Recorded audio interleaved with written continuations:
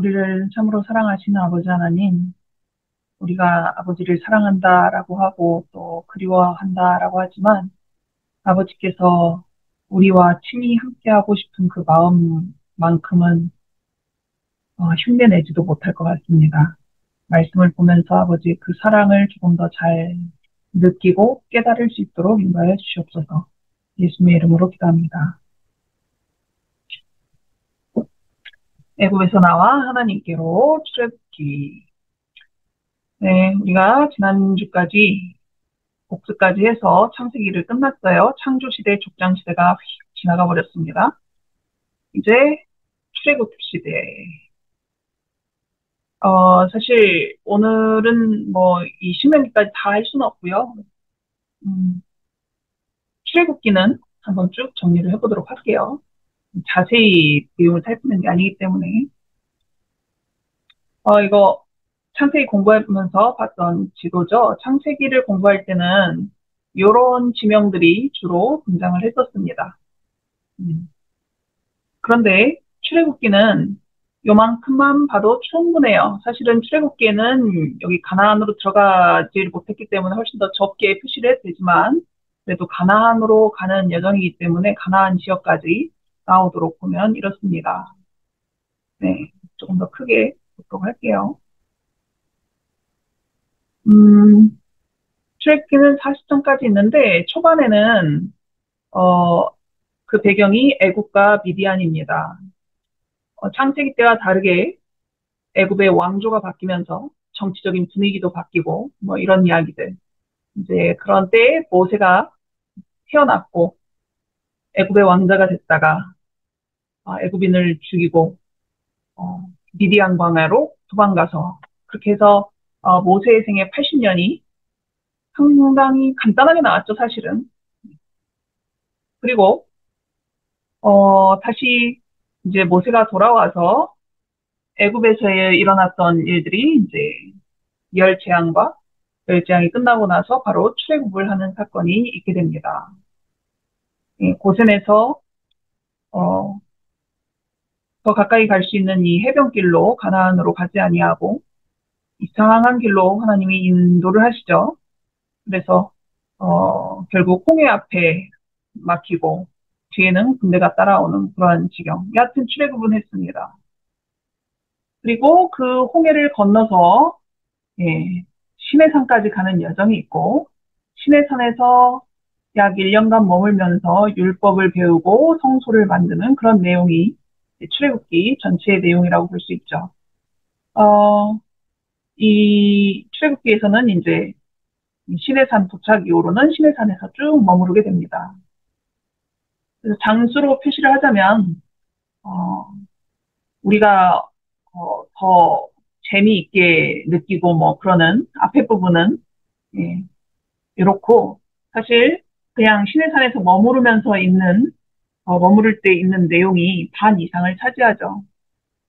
그리고 이제 여기에서 출발해서 어, 요단강 오른쪽 편 모압 평지에 이를 때까지 기록이 인수기가 되겠습니다. 오늘 다루지는 않겠지만요. 음, 조금 더 자세히 살펴보도록 하죠. 출애굽기 1장에서 4장까지의 내용은 새로운 왕조의 애국 왕조의 출현을 이야기합니다. 요셉을 알지 못한다라는 새로운 왕.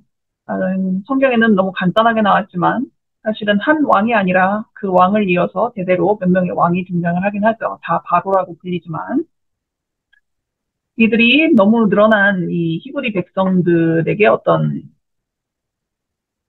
위험을 감지를 하고 사실은 히브리 백성들은 전혀 그런 생각이 없었지만 그들을 학대하기 시작하죠. 노예로 만들고 학대하고 남자아이가 태어나면 죽이라라는 명령이 이제 떨어지게 되고 그런 상황에서 이들은 전에 편안하게 잘 살던 생활이 멈춰지고 노예로 전락해서 그들의 신앙도 지킬 수 없고 생활도 고단한 그런 생활을 하게 됩니다.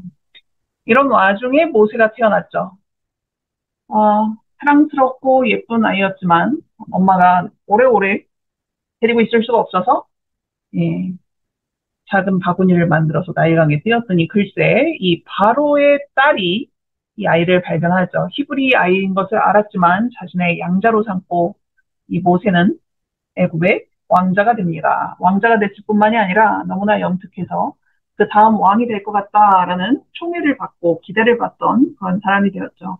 하지만 모세의 정체성은 사실 12년간 자신을 유모의 역할로 불려줬던 엄마의 영향으로 자신이 히브리인이라는 것, 그리고 그들은 언젠가 떠날 것, 이런 것들에 대한 교육을 너무나 잘 받았던 거죠.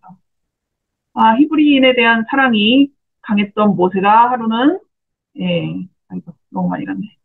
예, 히브리인을 돕기 위해서 애굽인을 죽였다가 결국 도망자가 되고 맙니다. 애굽에서 자신이 누릴 수 있는 모든 것을 잃어버리고 도망을 가서 도착하게 된 곳이 미디안 광야였죠. 미디안 광야에서 착한 심성은 어디 가지 않고, 예, 어떤 여인을 도왔다가 그 여인을 아내 삼고 그 집에서, 예, 사위가 되어서 그 집안의 양을 돌보면서 40년을 지내는 그런 목자가 되었죠. 이것이 1장에서 4장까지의 내용은 아니죠. 여기서 좀 더 해야죠. 그렇게 80세가 된 모세를 하나님이 찾아오셔서 너는 이제 애굽으로 가서 내 백성을 구원해라 라는 그런 명령을 듣고 모세가 여러 번 거절하다가 결국 받아들이고 애굽으로 다시 돌아가게 된 이야기가 1장에서의 4장까지의 내용입니다. 사실 교과에서 좀 더 자세히 공부했기 때문에 오늘은 출애굽기 내용은 조금 더 편하게 갈 수 있을 것 같아요. 자, 애굽에 도착한 모세 그리고 그의 형 아론이 이 바로의 앞에 서게 되는데 바로는 하나님을 아주 무시하고 경멸하는 그러한 완악한 사람이었죠. 그래서 모세가 좋은 말로 할 때 보내주지 않아서 결국 열 재앙을 경험하게 됩니다. 이 열 재앙은 바로나 이 애굽 사람들을 벌하는 의미라기보다는 그들이 믿던 그들의 수많은 신들이 하나님 앞에서는 아무런 능력이 없음을 드러내기도 하고 그래서 그들의 신들을 벌하는 의미, 그들의 신들을 심판하는 의미로 내린 것이 더 맞죠. 물론 그 신들을 섬기던 사람들이 이 재앙으로 인해서 고통을 당하기도 했습니다. 그리고 마지막 재앙이 내릴 때, 장자를 죽이는 그 재앙이 내릴 때, 장자를 죽이는 하나님의 천사가 이렇게 양의 피를 바른 그 집은 넘어갔지만 이렇게 하지 아니한 애굽 사람들의 집에는 모든 장자가 그날 죽임을 당하게 되죠. 애굽 사람들에게는 큰 통곡이 있었지만 이 이스라엘 사람들은 여행 준비를 마치고 당장이라도 떠날 수 있게 다 준비가 된 상태로 그날 밤 첫 번째 6월절을 보내게 됩니다. 그리고 바로가 모세와 아론을 불러서 당장 떠나라라고 했을 때 그들 모두가 아마 큰 기대를 가지고 애굽을 떠나지 않았을까라는 것을 예상할 수 있죠. 아마 큰 기대, 즐거움 이런 마음으로 떠났을 건데 문제는 그들이 며칠 지나지 않아서 도착한 곳이 홍해라는 바다 앞이라는 것이었습니다. 양 옆으로는 높은 산들이 있고 앞에는 바다가 있는데 그다음 어떡하지? 라는 생각이 아마 들었을 거예요. 그런데 멀리서 바로의 군대가 추격해 오는 것이 보이기 시작하는 것입니다. 거기서부터 백성의 불만, 원망이 시작이 되죠. 그러나 그들을 하나님이 꾸짖지도 아니하시고 피할 길을 가르쳐 주십니다. 그래서 그 놀라운 표적, 이 홍해가 갈라지고 그 마른 땅을 이스라엘 백성이 건너가는 그러한 놀라운 일들을 경험하게 되죠. 그리고 그 같은 바다에 애국 군인들은 모두 몰살되고 그들이 홍해 건너편에서 하나님을 찬양합니다. 지도에서 아까 자세한 지도를 보진 않았지만 이제 여행을 하면서 시내산을 향해서 가는 여행에서 사람들이 물이 떨어져 갈 때쯤 물이 나오는데 쓴물이었죠. 마라라는 쓴물이었는데 그렇게 쓴물이 나오면 하나님이 단물로 바꿔주시고 양식이 떨어져서 또 툴툴거리면 하늘에 떡인 만나를 내려주시기도 하고 메추리도 보내시고 물이 또 떨어져서 어디서도 구할 수가 없으면 쓴물도 없으면 하나님이 바위를 쳐서 바위에서 충분한 물이 공급되게 하시고 이러한 것들을 경험하면서 그들이 시내산까지 도착하게 되는 내용이 이제 18장이죠. 18장에서는 시내산에 도착했다라는 내용이 나오지 않지만 3월 1일에 이 시내산에 사람들이 도착하게 됩니다. 그리고 19장이 시작되는데 19장 시작 부분에 이런 말씀이 있죠. 모세가 백성들은 산 아래에 다 진을 쳤는데 모세 혼자 이제 오르락 내리락 많이 합니다. 하나님 앞에 모세가 올라가니까 뭐라고 하시냐면은 너는 백성들한테 이렇게 말해라. 내가 애굽 사람에게 어떻게 행하였음과 내가 어떻게 독수리 날개로 너희를 업어 내게로 인도하였음을 너희가 보았느니라. 세계가 다 내게 속하였나니 너희가 내 말을 잘 듣고 내 언약을 지키면 순종하면 너희는 모든 민족 중에서 내 소유가 되겠고 너희가 내게 대하여 제사장 나라가 되며 거룩한 백성이 되리라. 라는 말씀을 이제 백성들에게 선포하도록 하시죠. 그래서 그들이 향해 가는 곳은 가나안이었지만 지리적으로 보면 가나안이었지만 그 지리적인 것은 사실 하나님께 크게 중요하지 않을 수도 있죠. 사람들에게는 눈에 보이는 게 중요하지만 하나님께는 그것보다 더 중요한 것이 있었는데 그들이 하나님과 어떤 관계를 맺느냐라는 것이었죠. 그래서 하나님은 그들을 출애굽시켜서 내게로 인도하였다라는 표현을 쓰셨고 그렇게 인도하고 하나님을 경험한 너희가 너희 하나님 여호와의 말을 잘 듣고 순종하면 너희가 영원토록 내 백성이 되겠다라는 그런 약속을 하신 것이죠. 그래서 오늘의 제목이 애굽에서 나와서 하나님께로라고 정해졌던 것입니다. 자, 이제 출애굽기의 뒷부분은 사실 온통 시내산에서만 일어난 일입니다. 그곳에서 일어났던 일을 두 가지로만 정리를 하자면 하나는 율법을 받은 것이고 하나는 성소를 지은 것입니다. 이 성소를 회막이라는 표현으로도 쓰는데 이 회막이라는 표현은 만나는 곳이라는 뜻이죠. 그곳에서 하나님이 모세를 만나고 모세를 통해서지만 자기 백성을 만나시고 이런 곳이기 때문에 이름을 회막이라고도 합니다. 자, 거기에 가서 십계명을 들을 때는 이 백성들의 이 산 아래에 모여서 하나님의 이 엄중한 그 웅장한 등장을 목도하고 10개의 계명을 들을 수 있었죠. 하지만 그 이후로는 백성들이 그 모습을 견딜 수가 없다고 하여 모세가 홀로 하나님께 올라가서 백성에게 전할 말을 듣고 다시 내려와서 전하고 뭐 이런 일들이 계속 반복이 됩니다. 십계명을 나중에 모세가 받아가지고 내려오잖아요.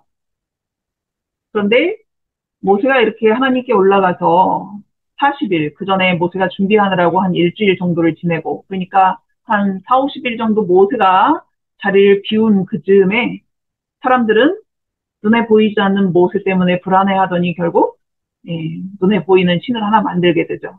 금송아지를 만들게 됩니다. 이렇게 하나님과 언약 관계를 맺고 하나님의 말씀을 다 지키겠다고 몇 번이나 맹세를 하던 그들이 모세가 보이지 않자 2달도 안 돼서 이런 일을 저질렀건만 하나님은 그럼에도 불구하고 그 사람들과 언약을 세우시고 그들 중에 거할 성소를 짓게 하시는 거죠. 자, 이 성소는요, 왜 만드셨냐 하면은 출애굽기 25장 8절에 내가 그들 중에 거할 성소를 짓게 해라 라고 했는데 아주 중요한 조건이 있어요. 뭐냐면은 내가 너에게 보이는 모양대로 장막을 지어라 라는 것이죠. 나를 위해서 장막을 짓는데 너희들이 한번 잘 만들어봐. 막 이런 거 아닙니다. 그죠? 너희들 재주껏, 재량껏, 마음껏 하라고 하지 아니하시고 보여주는 모양대로 하라고 하셨습니다. 이 성막이 하나님이 그들 중에 거할 장소이기도 했지만 하나님께서 이것을 통해서 보여주시고자 하는 또 다른 것들이 있었기 때문에 그들이 마음대로 하나님을 위해서 어떤 장소를 마련하는 것으로는 충분하지 않았던 거죠. 그들은 이 성소를 통해서 예수님의 그 구속 사업을 이해하도록 이제 하나님이 의도하신 것이고 또 그 일에 진짜 중요한 장소인 하늘에 있는 성소에 대한 이해도 나중에 할 수 있도록 하기 위해서 하신 거기 때문에 이 성소를 하나님이 보여주는 대로 지으라고 명하십니다. 그 성소에서 성소를 집대라고 했는데 이제 회막이라는 표현이 또 나오잖아요. 회막은 만나는 장소입니다. 네. 거기서 너희와 만나고 모세에게 말씀하시고 그래서 그렇게 하나님이 백성들과 같이 백성들처럼 어떤 텐트 안에서 어, 그 장막 안에서 하나님이 백성들과 함께 있고자 하시는 그 마음 때문에 이 성소를 짓게 하신 거죠. 이런 걸 보면은 하나님이 정말 백성들하고 자기 자녀들하고 같이 있고 싶어 하는 마음이 얼마나 컸는지를 이해할 수 있게 합니다. 이거는 특히 광야에 만든 성소는 뭐 금빛이 보이고 뭐 재료들이 어떻고 뭐 이런 거 다 생각할 수도 있지만 사실 하나님이 임재하셨던 공간은 지성소였잖아요. 이 지성소라는 공간만 따지고 생각을 하면은 하나님을 모시기에 너무나 좁고 누추한 곳이죠. 그리고 사실 솔로몬이 나중에 성전을 지었을 때도 그 성전이 하나님을 모시기에는 너무나 부족하다라고 했는데 이 텐트는 얼마나 그랬겠어요. 물론 하나님이 우리처럼 육체는 아니시니까 그 거하신다는 의미가 우리가 생각하는 것과 좀 다를 수는 있지만 그럼에도 불구하고 하나님이 그 공간에 임재하시고 그 임재하시는 것들을 백성이 느낄 수 있게 하기를 원하셨던 거잖아요. 그러니까 하나님은 이 백성과 어떻게든 같이 있고 싶은 마음이셨고 그것을 이제 백성들이 깨닫기를 바라셨던 거죠.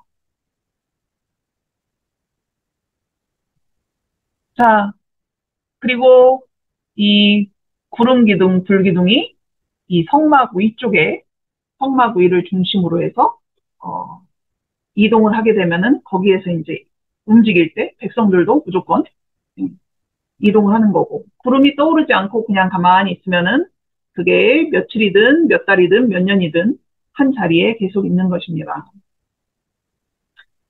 결국 몇 장을 통해 우리가 이번 주에 공부할 내용이 사실은 아마 읽으신 분이 있을지 모르겠지만 눈에 잘 안 들어오는 내용으로 가득 차 있잖아요.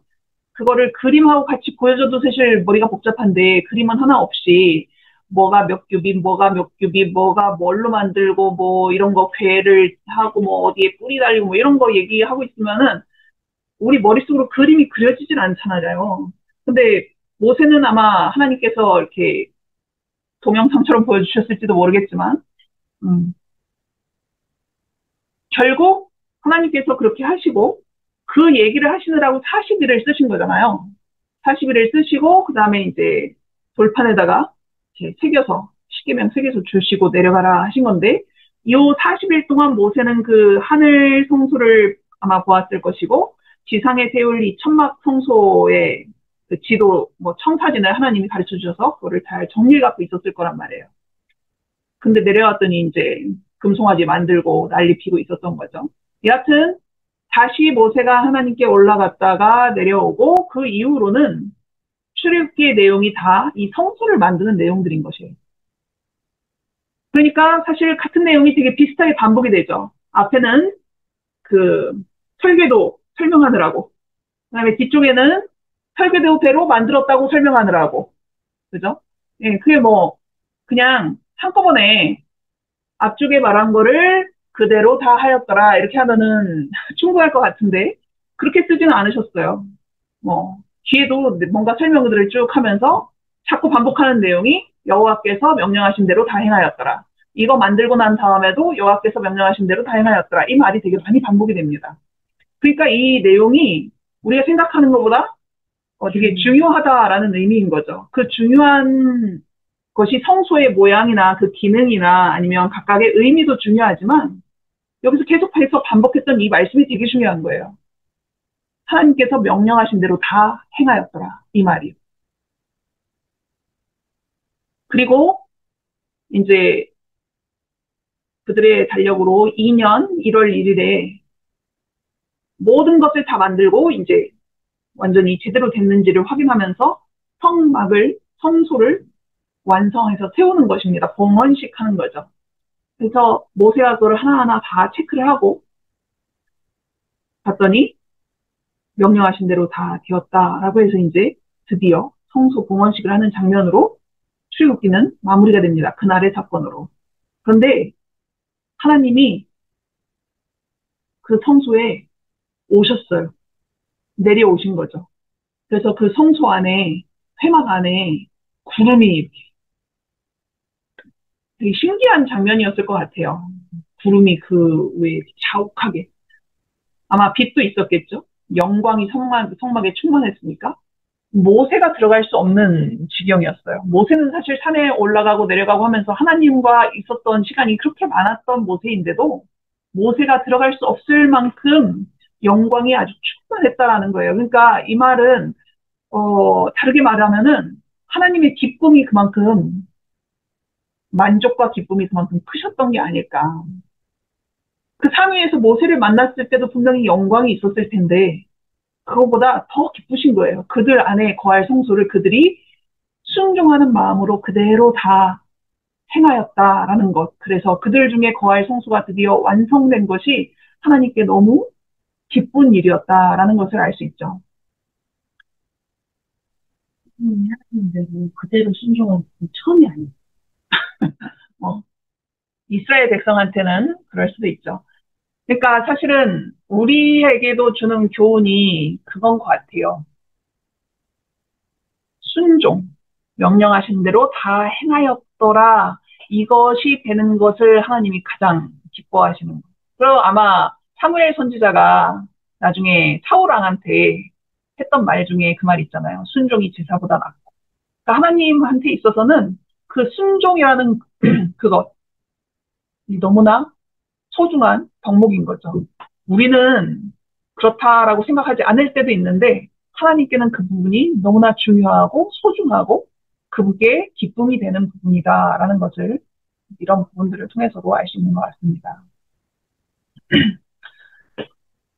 그렇게 거기에서부터 출애굽기 19장에서 시내산에 도착한 이후로 이제 1년 정도는 시내산 아래에 있었고 그 이후에 그 38년, 39년을 이제 광야 생활을 하게 되잖아요. 그래서 총 40여 년을 광야 생활을 하게 되는데 하나님이 금방 가나안으로 못 들어가게 하는, 그러니까 하나님이 능력이 부족해서 그렇게 하신 게 아니잖아요. 결국 이 성소를 만들 때처럼 그들이 온전한 순종을 일찍 배웠더라면 아마 출애굽 1세대도 가나안에 들어갈 수 있지 않았을까. 그러나 그들이 그 광야 생활을 하면서 그 순종을 제대로 배우지 못하고 믿음을 보이지 못했기 때문에 결국 1세대는 가나안에 들어가는 것을 실패를 했죠. 제가 페이스북에서 이제 읽은 글 중에 하나인데, 그리스도인으로서 당신은 좋은 날들도 있을 것이고, 나쁜 날들도 있을 것이다. 그러나, 하나님이 없는 날은 단 하루도 없을 것이다. 하나님이 당신과 함께하지 않는 날은 단 하루도 없을 것이다. 그러니 하나님의 이름을 찬양하라. 언제요? 좋을 때도, 나쁠 때도. 그리고 그분을 믿어라. 이게 광야에서 이스라엘 백성들이 배워야 됐던 한 가지였을지도 몰라요. 그들에게 필요한 단 한 분. 그들에게 필요한 거는 물도 아니고 만나도 아니고 먹을 것도 아니고 풍성한 의복도 아니고 애굽에서 먹던 고기도 아니었어요. 그들과 늘 함께 하시는 하나님을 믿고 그분을 찬양하고 그분의 말씀에 그대로 순종하는 삶이면은 모든 것이 충분하다라는 것을 그들이 배워야 했던 거죠. 그리고 아직 하늘 가나안에 들어가지 못해서 광야 생활을 하고 있다라고 믿고 있는 우리에게도 똑같은 것을 배우라고 하나님이 말씀하실 것입니다. 좋은 날도 있고 나쁜 날도 있지만 하나님이 없는 날은 하루도 없습니다. 자, 성경은 족보를 이어가는 역사고 그 족보를 이어가신 하나님과 족보를 끊어놓으려는 사탄의 이야기가 성경에는 계속돼서 나오는데 물론 여기 바로가 이스라엘 백성의 남자아이들을 다 죽이려고 했던 그것도 족보를 끊어놓으려는 사탄의 시도이기도 하고요. 그들이 출애굽한 이후에도 사탄이 그들로 하여금 계속 불만을 품게 하고 불평을 하게 하고 원망하는 말을 그런 정신을 갖도록 계속 사람들의 마음을 흔들어 놓았던 것 자체도 하나님께서 계획하시는 하나님의 나라, 하나님의 백성들, 하나님의 백성이 제사장 나라가 되는 것, 이것을 망가뜨려 놓으려고 하는, 그래서 이렇게 계속 되어야 될 족보를 예, 망쳐놓으려고 하는 사탄의 계속적인 시도가 있었다라는 것을 우리가 알 수 있죠. 출애굽기나 뭐 레위기, 민수기 이런 데를 봐서는 특별하게 예수님까지 이르는 족보가 누구를 통해서 계속 이루어지는지는 잘 보이지 않아요. 그거는 나중에 나오는 족보를 통해서 아 그때 당시에는 이런 사람들이었겠구나라는 것 정도를 알 뿐이죠.